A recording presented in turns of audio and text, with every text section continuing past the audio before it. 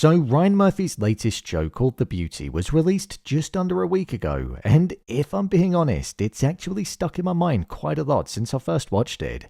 It's got the premise of It Follows with the dark horror element, having it being focused around an STD that has a deadly consequence, and it also has a similar feel to The Substance, the 2024 movie which was focused on beauty standards in the entertainment industry and the lengths that people go to in order to look what they believe is beautiful.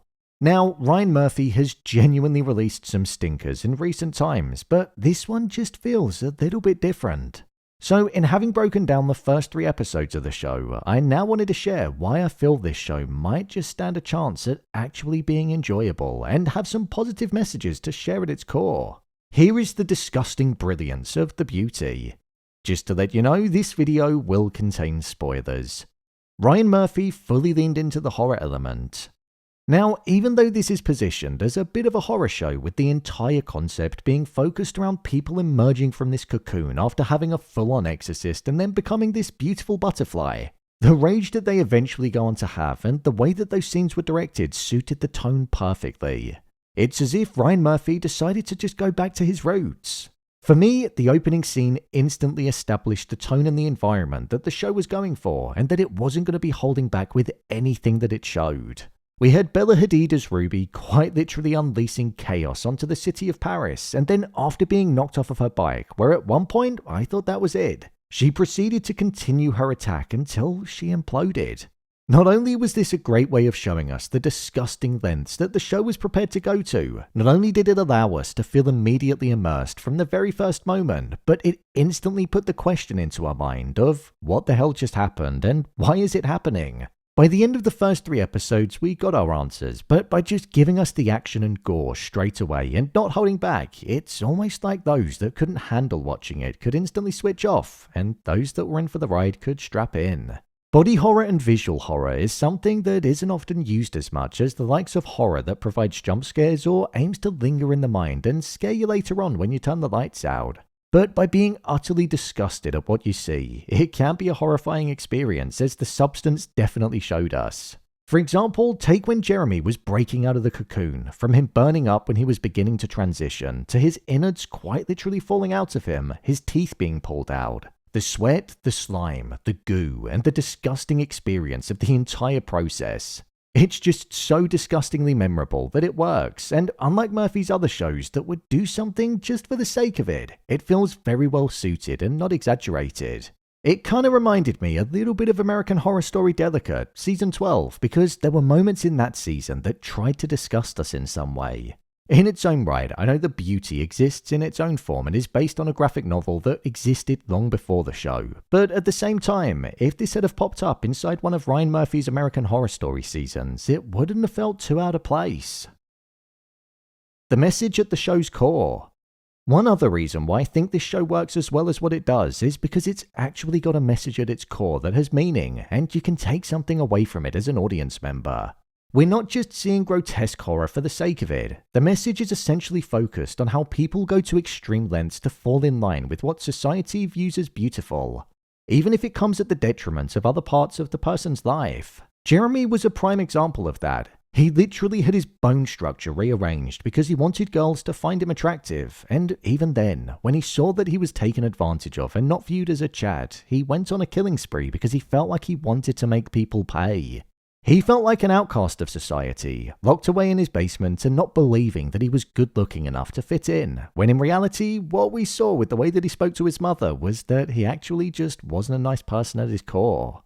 I also thought the message of beauty is pain, which Jordan said when she dealt with her biggest insecurity, but then when she contracted the virus and morphed into somebody that looked completely different, we saw that her idea of beauty was different to what she'd become. She was originally comfortable in her own skin, so it also got across that beauty is such a subjective thing and people can find lots of different things beautiful. Cooper also being the person that doesn't let exterior opinions shape his mind is a refreshing perspective to have. He probably represents the majority of the people that are out there that don't get things done to them because they feel the pressure to. So I like the fact that it showed that as long as you're happy in your own skin and you don't let other people's negative opinions impact you, then you can live your life just fine. The show actually has an alright message at its core, and it's one on the side of body positivity because it's positioning the thing that makes you beautiful in society's eyes as the bad thing, and that you should just love yourself for who you are. So I like that message, there's layers to it. The different stories work well together.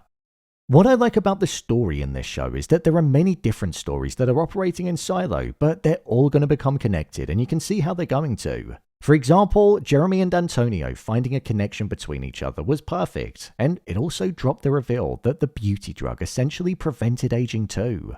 So it added another layer to the story. Cooper and Jordan being the FBI agents that are trying to track down the virus and what's specifically causing it whilst getting caught up in their own issues is also an interesting arm, because on the flip side we're essentially seeing a hitman trying to stop the spread and also the FBI too, so we're seeing it being stopped for two different reasons. We also saw Ashton Kutcher's character Byron just enjoying his lavish lifestyle after creating the product whilst not thinking of the consequences in the slightest. Plus, as well as that, we're also being able to see the different mindsets that the public have, which is driving them to want to become beautiful. The characters also feel extremely fleshed out, which essentially allows us to enjoy whichever storyline that they're involved in, because their motives and intentions feel real and you can buy into them. Like Antonio, for example, he was my favourite character in the first 3 episodes and the almost lust for killing that he had, but the brief moment where we heard about his child and the fact that he wants to stay distant from them, and also the insecurity that he has over his eye, even though he'd taken it, there's just layers and depth and I like it. I'd also say that I'm a fan of the fact that there are 2 different ways that the virus can be spread. You can either take it, which basically means that you're not going to implode, or if you do take it and you're negligent and ultimately spread it, it damns the person you're intimate with to a death of implosion in around 2 years' time. So it shows how even when given a responsibility when beautiful, if you neglect it, you cause suffering. There's actually good actors in the show. Ryan Murphy's biggest issue with his shows recently is that the actors have just been terrible. He'd cast people like Kim Kardashian and Cara Delevingne. They're just names that he's brought in to generate talkability, and all it does is hurt the shows because they can't really act. Granted, the material that they would be given wasn't really the best, but it just hurts the shows even more. Within the beauty, he's actually gone back to his roots and brought back Evan Peters, who is probably the actor that Murphy last had a good project with, which was Dharma. He's got Rebecca Hall, Anthony Ramos, Jeremy Pope, and even Ben Platt, people that actually have experience in acting and deserve to have the roles. Meghan Trainor was in episode 3, which I thought was a bit ridiculous, and it was probably the only scene in the 3 episodes where I shook my head. Having actors that can actually act sounds like a ridiculous sentence to say, but in the world of Ryan Murphy and his shows, it's one that needs to be praised because it's almost like he's forgotten about that over the years. The performance of Jeremy alone carried the first 3 episodes. Before his transformation when he was alone and felt bad about himself, to the post-surgery when he went on his rampage, and then even post the virus when he opened up and said how he didn't care if he died because he felt as though he finally felt something in his life. The role was delivered well, and to think, that's only one small element of the acting performances in the show this time round. It's visually pleasing. The final reason why I think it works is that the show actually looks quite nice too. The colour palette that they're using works really well. Unlike The Substance, the movie that feels very similar to the show, they went for a glossy approach. But what it feels like The Beauty has done is it's gone for a bit more of a grittier and grainier visual choice, and I think it works quite well. It not only helps when it comes to distinguishing the two and it not feeling like a direct copy, but it allows it to have its own visual identity that sits in the audience member's mind. It's nice on the eye, it has a range of different shots, and whilst not necessarily going for a sense of immersion, I feel it instead focused on making the view feel like a bit of a fly on the wall, which I feel worked really well. The Beauty is a show that I'm thoroughly enjoying at the moment. It's only released 3 episodes of the 11 that we've been promised, so I'm intrigued to see where it's going to go and if I've still got this thought process when it concludes. I really hope I do, because I enjoyed this. So, there you have it, the disgusting brilliance of The Beauty. If you want to see episodes of The Beauty being broken down, then check the playlist below. I'm going to be covering it every week, so be sure to subscribe so you don't miss future videos. What did you think of the show? Share your thoughts in the comments. As always, thanks for tuning into the video and I'll see you in the next one.